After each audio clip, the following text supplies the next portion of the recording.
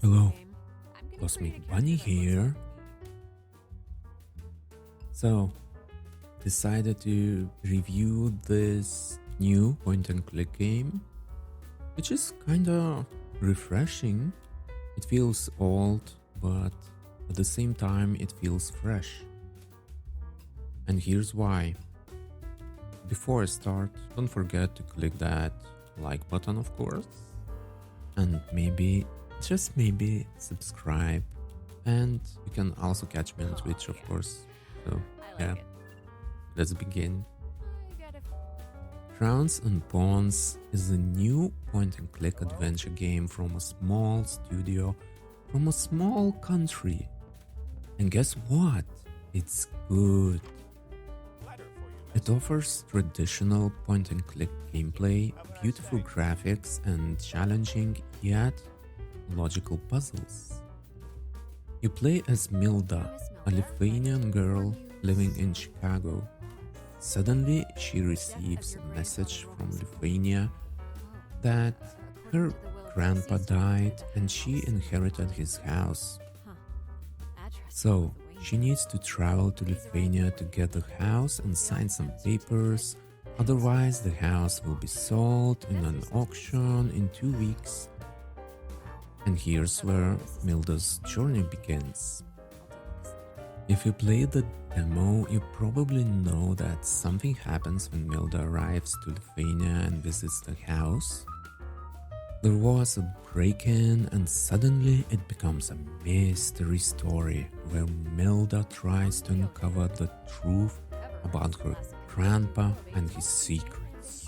Ooh! The story in Crowns and Pawns is great. It feels completely fresh, something you have never heard before. Not because it's complicated or anything. It's actually pretty simple, but because it is based on Lithuanian history and no one outside of Lithuania know that probably, well, except historians maybe. You learn about Lithuanian heritage, historical figures, Lithuanian Jewish community, KGB, Soviet occupation, and even about pagans. There's a lot of names, dates, characters, both real and mythical, mentioned through the game. The story is tied to history a lot. It also represents Lithuanian architecture, and areas in the game are real places in real life which are recreated very nicely. Churches, Vilnius University, it warms my heart seeing those places in a game. Gameplay is standard point-and-click style. Duh. The game was inspired by Broken Sword series and you can really feel that Broken Sword vibe here.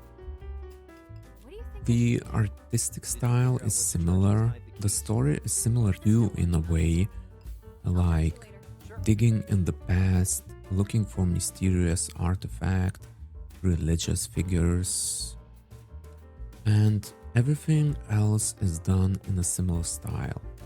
But developers probably wanted to add something fresh to the game. So they came up with a couple of ideas.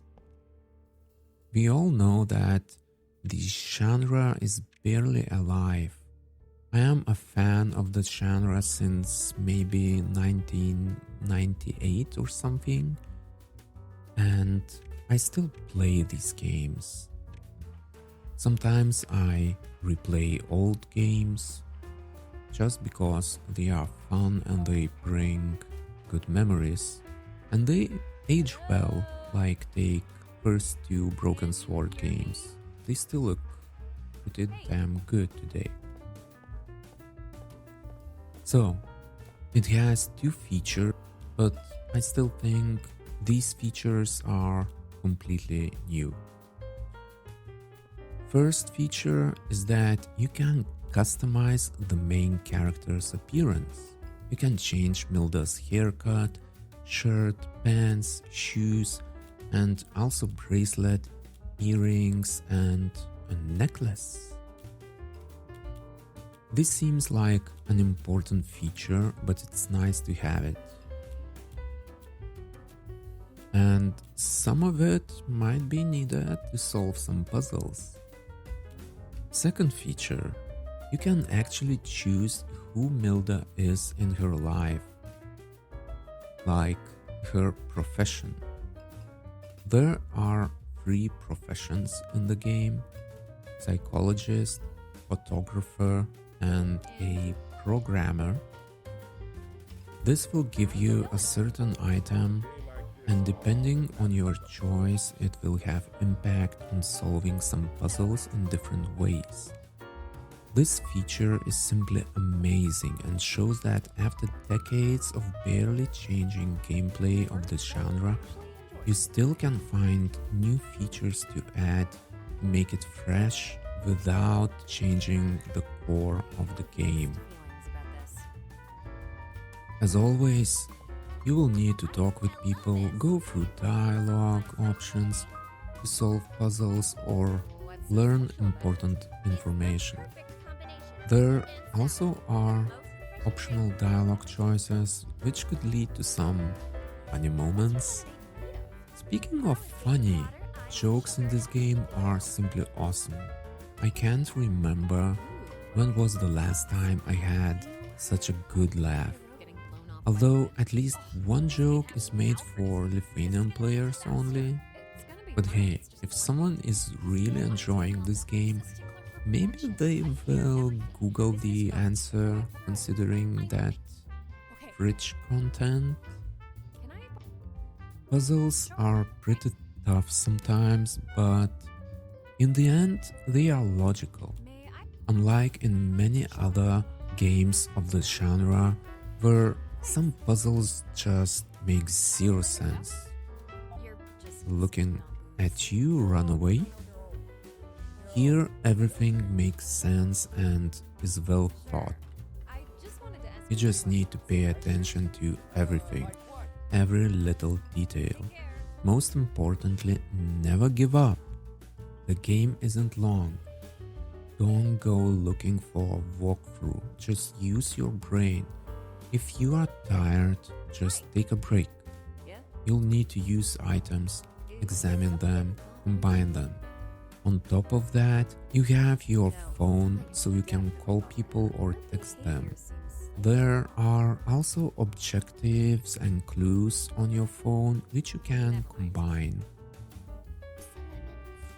Graphically, the game looks very pretty, especially the main character Milda is a very pretty young lady. Characters even have some facial expressions. Each character is well made and none of them feel generic. Each of them has a character and looks unique.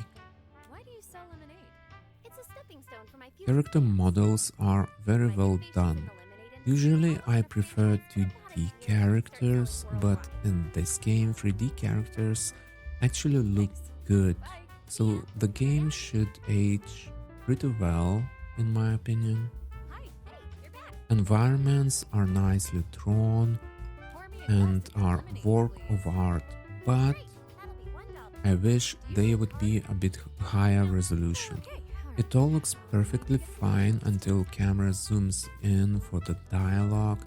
It's when you start seeing the blurry image. I guess performance is fine. It doesn't look like a demanding game, and I'm playing on Ryzen 5800X, RTX 3080, and I have 32 gigabytes of RAM, so obviously I had zero problems.